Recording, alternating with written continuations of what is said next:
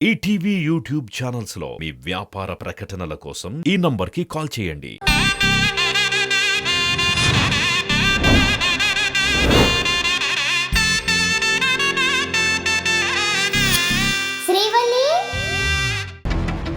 Hello Tridev, నేను నీకు ఆలోచించుకోవడానికి 12 hours time ఇచ్చాను కదా. నువ్వు ఇంత తొందరగా కాల్ చేస్తావని నేను అస్సలు ఎక్స్పెక్ట్ చేయలేదు. నేను ఏ విషయాన్ని ఎక్కువసేపు ఆలోచించను, తొందరగా డెసిషన్ తీసుకుంటాను. గుడ్, అలాగే ఉండాలి. ఇంతకీ ఏం ఆలోచించావు? అందులో ఆలోచించేదేముంది? అవునా, మరి నీ నిర్ణయం ఏంటో చెప్పు. నేను చాలా స్వార్థపరుణ్ణి. ఎలాగైనా నేను ఈ కేసు నుంచి బయటపడాలి. అది నా వల్ల అవుతుంది. నేను ఆ పని చేస్తాను. కానీ దానికి నువ్వేం చేయాలో చెప్పానుగా. చేస్తాను. నన్ను కాపాడుకోవడం కోసం ఏదైనా చేస్తాను. Good, very good. నువ్వు నన్ను కేసులోంచి ఎప్పుడు బయటపడేస్తావు? ఏంటి త్రిదేవ్ అంత తొందరపడుతున్నావు? ముందు నువ్వు నాకు మాట ఇచ్చినట్టుగా శ్రీవల్లిని నాకు అప్పగించు. తర్వాత నీ కేసు విషయం గురించి అడుగు. అలాగే, శ్రీవల్లిని నీకు అప్పగిస్తాను.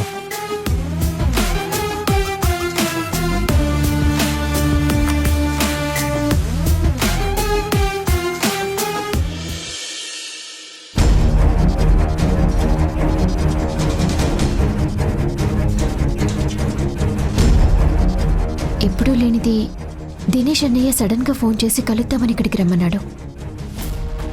ఫోన్లో అన్నయ్య నాతో చాలా నార్మల్గానే మాట్లాడాడు. అంటే నా మీద కోపం పోయినట్టేనా?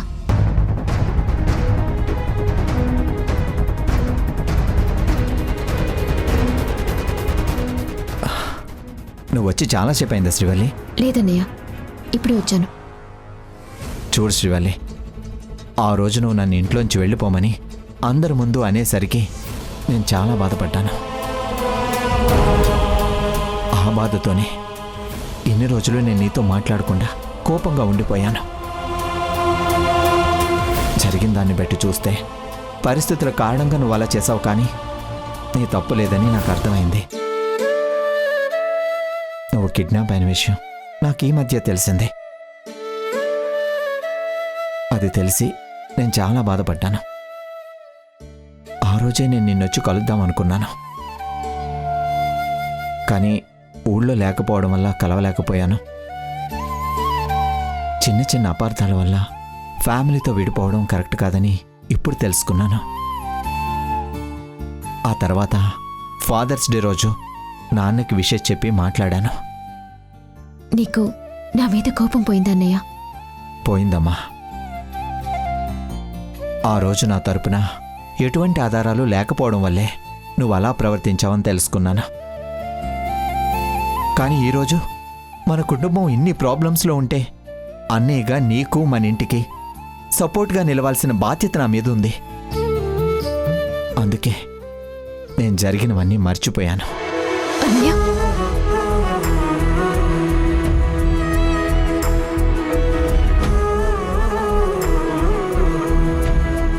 మొన్న ఇంటికొచ్చి అమ్మ నాన్నని కలిశాను శ్రీవల్లి. కేశవ అన్నయ్య చనిపోయిన విషయం మాకు లేటుగా తెలిసిందే.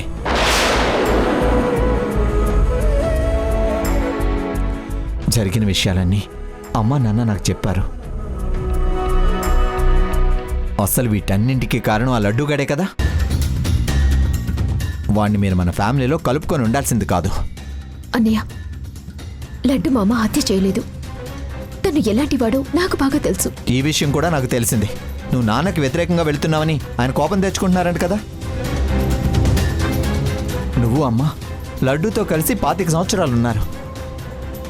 కానీ ఎవరి మనసులో ఏముందో, ఎవరికి ఎప్పుడు ఎటువంటి దుర్బుద్ధి పుడుతుందో తెలియదు కదా.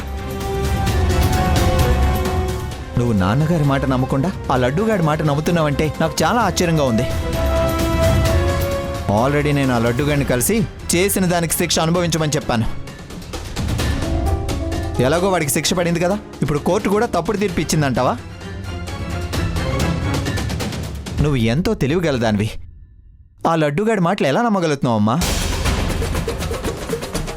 హత్య చేసిన వాడు ఎవడైనా తనే హత్య చేశానని ఒప్పుకుంటాడా చెప్పు? నేను చెప్పింది నిజమన్నయ్య. కేశవన్నయ్యని లడ్డు మామ చంపలేదు. మరెవరు చంపారు? అది శ్రీదేవి హత్య చేశాడని అమ్మ నాన్నలకి చెప్తే నా మాట అస్సలు నమ్మలేదు. నేను తన మీద నిందలు వేస్తున్నానని నా మీద కోపం తెచ్చుకున్నారు. ఇప్పుడు ఆ విషయం అన్నయ్యకి చెప్తే మాత్రం నమ్ముతాడా? తను కూడా అమ్మ నాన్నలా నా మీద కోపం తెచ్చుకుంటాడేమో.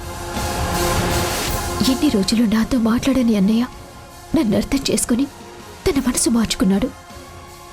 ఇప్పుడు ఈ విషయం గురించి మేము ఆర్గ్యూ చేసుకుంటే మళ్ళీ అన్నయ్య నా మీద కోపం తెచ్చుకునే అవకాశం ఉంది. అది నేను తట్టుకోలేను. ఏంటి శ్రీవల్లి, ఏమైంది? ఏదో చెప్పబోతే ఆగిపోయావేంటి? ఏం లేదులే అన్నయ్య. సర్లే, ఇక ఆ విషయాల గురించి ఆలోచించకుండా అమ్మా నాన్నల్ని అర్థం చేసుకో. నాన్నగారిని ఇబ్బంది పెట్టకో. అలాగే అన్నయ్య, ఇంకా విషయాలన్నీ వదిలేద్దాం. ఇంతకీ వదిన నవీన్ ఎలా ఉన్నారు? వాళ్ళు బాగానే ఉన్నారమ్మా. నవీన్ గాడు ఎప్పుడు నీ గురించి అడుగుతుంటాడు. వాడికి నీతో ఆడుకోవడం అంటే చాలా ఇష్టం. నాకు కూడా అన్నయ్య. సర్లే, వీలు చూసుకొని ఒకసారి ఇంటికి రా. నేను బయలుదేరుతాను. అలాగే అన్నయ్య. జాగ్రత్త.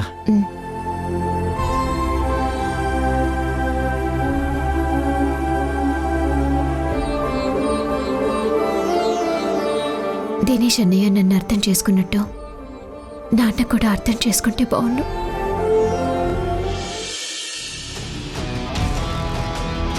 హాయ్. త్రిదేవ్, కూర్చో.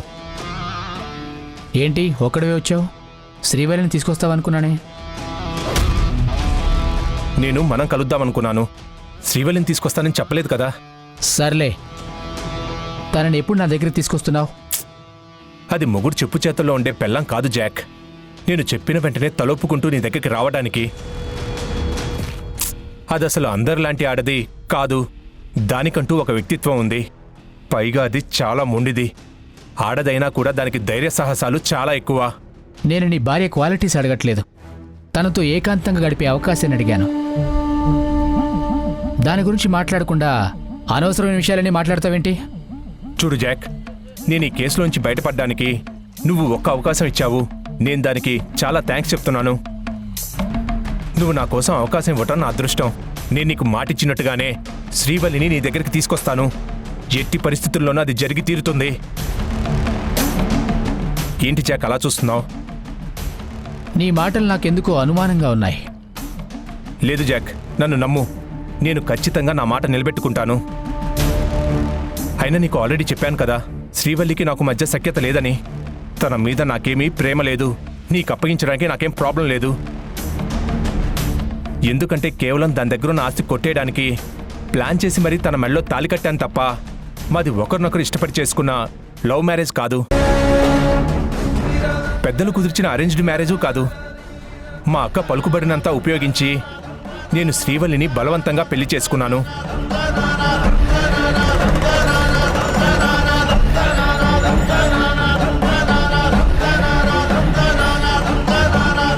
కానీ ఆ రోజు నుండి ఈ రోజు వరకు ఇంట్లో వాళ్ళ దృష్టిలో భార్యాభర్తల్లా ఉన్నా 4 గోడల మధ్య ఎవరికి వారే అన్నట్టుగా ఉంటున్నాం. Very interesting. ఏ విషయంలోనూ మా ఇద్దరి ఆలోచనలు ఒకటి కాదు. మా అభిప్రాయాలు కూడా ప్రతి దాంట్లోనూ భిన్నంగానే ఉంటాయి. పెళ్ళై ఇన్ని రోజులైనా శారీరకంగా మీ ఇద్దరం ఒకటి కాలేదంటే మా మధ్య ఎంత దూరం ఉందో అర్థం చేసుకో. అంటే శ్రీవల్లి వర్జిన్ అన్నమాట. అవును. వావ్, అలాగైతే నేను చాలా లక్కీ. శ్రీవల్లి గురించి ఆలోచిస్తుంటే తనని తొందరగా అనుభవించాలని నా మనసు ఎంతగానో తహతహలాడుతుంది. కొన్ని రోజులు నీ కోరికని అదుపులో పెట్టుకో జాక్. వీలైనంత తొందరగా శ్రీవల్లిని నీ దగ్గరికి తీసుకొచ్చే ప్లాన్ చేస్తున్నాను. అది అమాయకురాలైతే బతిమాలో భయపెట్టో తీసుకొచ్చి ఉండేవాణ్ణి. కానీ అది నీతి, నిజాయితీ, ఆత్మాభిమానం కల ఆడది. అందుకే దాని మనసు మార్చి నీ దగ్గరికి తీసుకురావడానికి నాకు టైం కావాలి. నువ్వు మనసు మారుస్తావా మాయ చేస్తావా అనేది నీ ఇష్టం. కానీ నేను మనసు పడ్డ ఆడదాని కోసం ఎక్కువ రోజులు వెయిట్ చేయలేను. బట్ నువ్వు ఇంతగా చెప్తున్నావు కాబట్టి నీకు 1 వీక్ టైం ఇస్తున్నాను. 1 వీక్లోగా శ్రీవల్లిని నాకు అప్పచెప్పాలి. Thank you so much Jack. డెఫినెట్గా తీసుకొచ్చి నీకు అప్పగిస్తాను. లేదంటే నిన్ను అరెస్ట్ చేసి అబ్రాడ్కి తీసుకెళ్లి జైల్లో పడేస్తాను. నిన్ను అరెస్ట్ చేస్తే నాకు ప్రమోషన్ కూడా వస్తుంది. కానీ నేను ప్రమోషన్ కన్నా ఎక్కువ అందమైన అమ్మాయి పొందుకే ఇంపార్టెన్స్ ఇస్తాను. నీ మాట నిలబెట్టుకో. అలాగే, నేను అది చూసుకుంటాను. నువ్వు నన్ను కేసులోంచి బయటపడేసే పనిలో ఉండు. Bye Jack.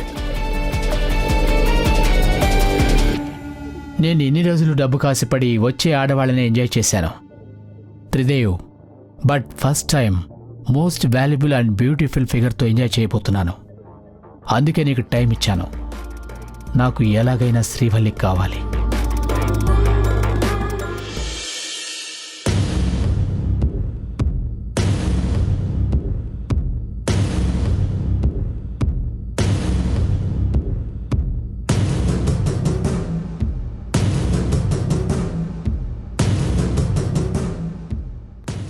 అక్క,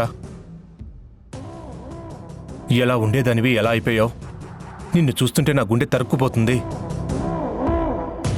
నువ్విక్కడే ఇలాగే ఉంటే భావజ్ఞాపకాలతో పిచ్చిదానివి అయిపోయేలా ఉన్నావు.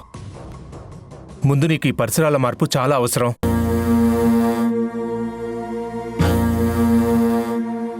ఏంట్రా అవి? ఫ్లైట్ టికెట్స్ అక్క. ఫ్లైట్ టికెట్స్ ఎందుకు? అదే అక్క, అమ్మా నాన్న నీతో మాట్లాడారంట కదా, నిన్ను అమెరికాకు వచ్చేయమని చెప్పారట కదా. నేనిప్పుడే రానిని వాళ్ళకి చెప్పాను. ఆ మాట చెప్పలేదా నీకు? చెప్పారు, కానీ అమ్మా నాన్న నీ గురించి చాలా కంగారు పడుతున్నారక్క. రోజూ ఫోన్ చేసి నీ గురించే బాధపడుతున్నారు. భర్తని కోల్పోయి ఆర్తి అక్కడ ఒంటరిగా ఉంటుంది. నువ్వేమో అత్తగారింట్లో ఉంటున్నావు. దాని మంచి చెడ్డలు ఎవరు చూసుకుంటారు? అందుకే వెంటనే ఆర్తిని పంపించే అంటున్నారు. అక్కడైతే అమ్మా నాన్న నీకు తోడుగా ఉంటారు. నువ్వెళ్తే మంచిదేమో కదా, అందుకే నీకు టికెట్స్ తీసుకొచ్చాను. రే, నేను అమెరికాకి వెళ్తాను, కానీ ఇప్పుడు కాదు. నా పగ తీరాక వెళ్తాను. మీ బావ కేసులో నాకు పూర్తిగా న్యాయం జరగలేదు. ఇంకా కోదండ రామయ్య కుటుంబానికి శిక్ష పడలేదు.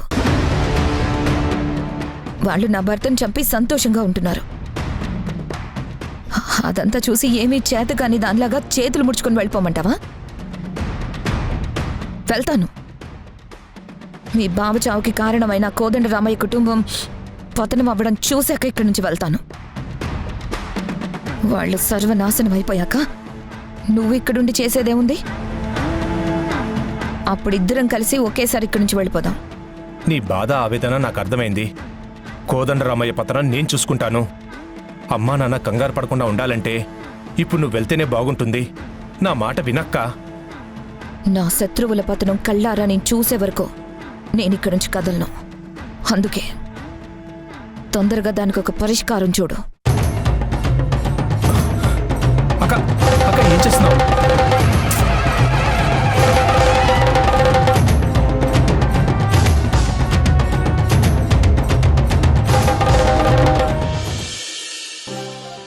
మమ్మీ, నాకు బూస్ట్ కలిపివ్వు.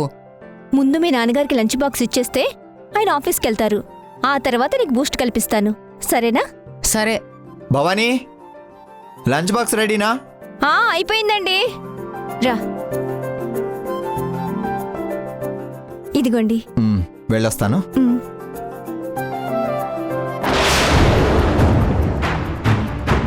శ్రీవల్లి,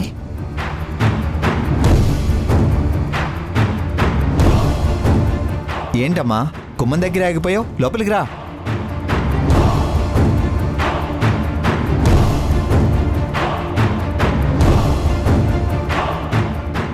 మన మధ్య జరిగిన ఇష్యూలన్నీ మర్చిపోయాను. నీ మీద కోపం లేదని చెప్పాను కదా. ఆ రోజు అవమానించబడ్డానని బాధలో నిన్ను నానా మాటలు అన్నాను. ఈరోజు నేను అర్థం చేసుకొని అన్నయ్యగా ప్రేమతో ఆహ్వానిస్తున్నాను. రామ్మా.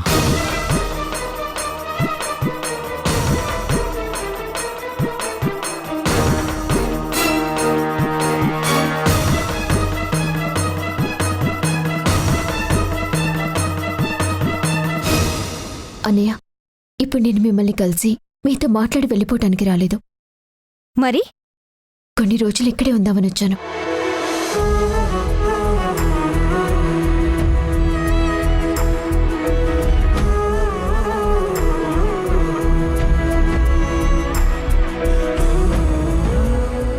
అది కూడా మీకు అభ్యంతరం లేకపోతేనే ఉంటాను, లేదంటే వేరే చోటికి నేను వెళ్తాను.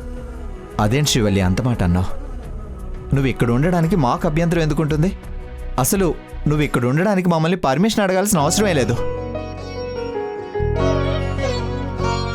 ఇది మీ అన్నయ్య ఇల్లు. అన్నయ్య అంటే తండ్రి తర్వాత తండ్రి అంతటి వాడు.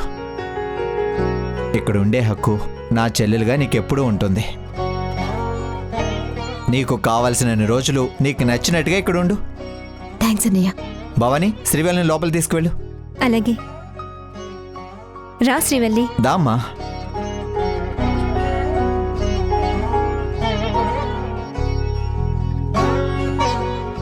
ఏంటి శ్రీవల్లి ఇది? ఇక్కడ ఉండడానికి గుమ్మం బయట ఉండి పర్మిషన్ అడగాలా? నిన్ను మేము కాదంటామా ఏంటి? తన లగేజ్ నవీన్ రూమ్లో పెట్టు. ఈ రోజు నుంచి తన ఆ రూమ్లోనే ఉంటుంది. తన ప్రైవసీకి కూడా ఏం ఇబ్బంది ఉండకూడదు. అలాగేనండి. శ్రీవల్లి, నిన్నొక మాట అడుగుతాను, తప్పుగా అనుకోవు కదా? అడుగు వదినా. ఉన్నట్టుండి ఒంటరిగా ఇలా లగేజ్ సర్దుకొని వచ్చేసావు. ఏం జరిగింది? ఇంట్లో వాళ్ళతో ఏమైనా? వదినా, దయచేసి ఇప్పుడు నన్ను ఏమీ అడగద్దు. సమయం వచ్చినప్పుడు అన్నీ నేనే వివరంగా చెప్తాను. అత్తయ్య, నువ్వు వచ్చి మాతో పాటు ఉంటున్నందుకు నాకు చాలా హ్యాపీగా ఉంది. నేను నానమ్మను వచ్చి 4 రోజులు ఉండమంటే తనేం రాలేదు. నువ్వైనా నా కోసం వచ్చావు. థ్యాంక్స్ అత్తయ్య.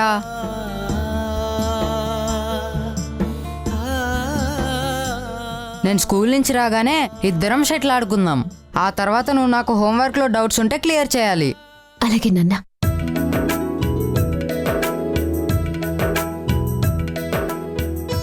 రా శ్రీవల్లి.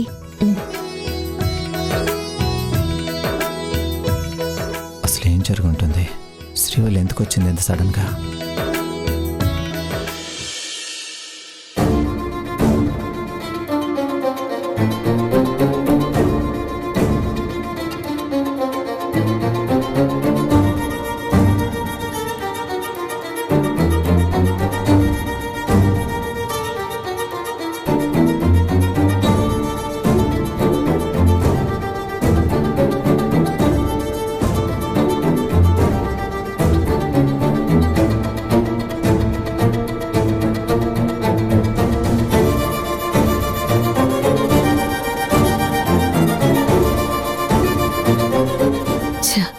ఫోన్ ఇంకా స్విచ్ ఆఫ్ వస్తుంది.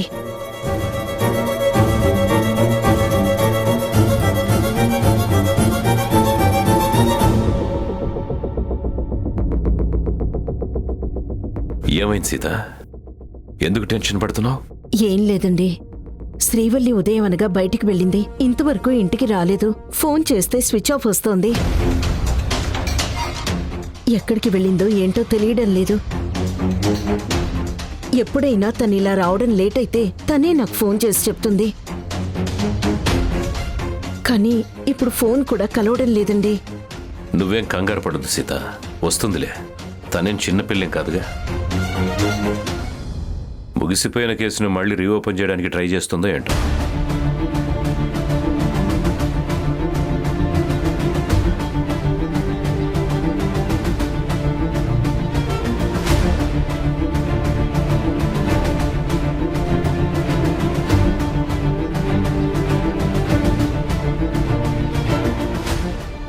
ఏంటండి అలా నిర్లక్ష్యంగా మాట్లాడతారేంటి?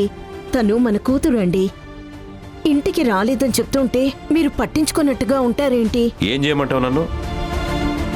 నా మాట ఏమన్నా తను పట్టించుకుంటుందా? నన్నేమన్నా గౌరవిస్తుందా? కూతురు గురించి నువ్వు కంగారు పడుతున్నావు. తను ఇప్పటి వరకు ఇంటికి రాకపోతే తన గురించి మనమిద్దరం ఎంత కంగారు పడతామో నీ కూతురుకు తెలీదా? ఫోన్ చేసి చెప్పాలన్న జ్ఞానం కూడా లేదా? కావాలని ఇలా చేస్తోంది. అలా అంటారేంటండి? అదిగో అల్లుడు గారు వచ్చారు. అల్లుడు గారు, శ్రీవల్లి ఏమన్నా ఆఫీస్కి వచ్చిందా?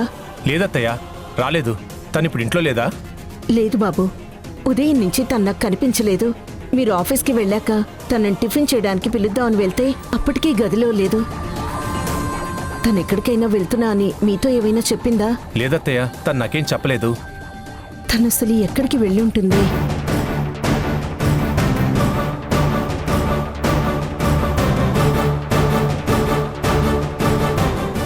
నువ్వేంటి బాబు డల్గా ఉన్నావు? ఏమైంది? ఏంటి బాబు అడుగుతుంటే సమాధానం చెప్పట్లేదు? ఆఫీసులో నిన్నెవరైనా ఏదైనా అన్నారా? అలాంటిదేం లేదు మావయ్య. మరి ఎందుకు అలా ఉన్నావు?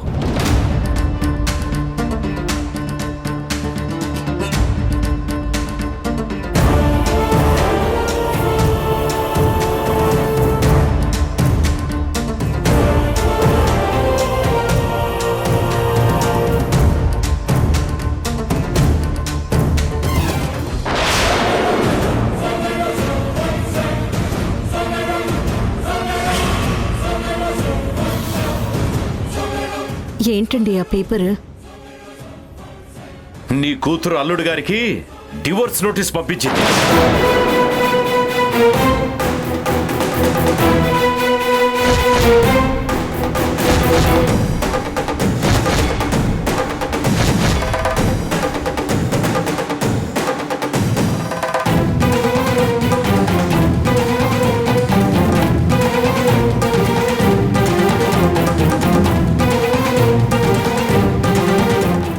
అత్తయ్య, నువ్వు మావయ్యతో గొడవ పెట్టుకొని వచ్చావు కదా. ఆ విషయం నీకెలా తెలుసు? నేను ఇంటెలిజెంట్ అత్తయ్య, నేను అన్నీ తెలుసుకోగలను. మీ మావయ్య గురించి నీకు తెలియదు నాన్న. అతను అసలు మంచివాడే కాదు. అంటే చెడ్డవాడా? ఉమ్.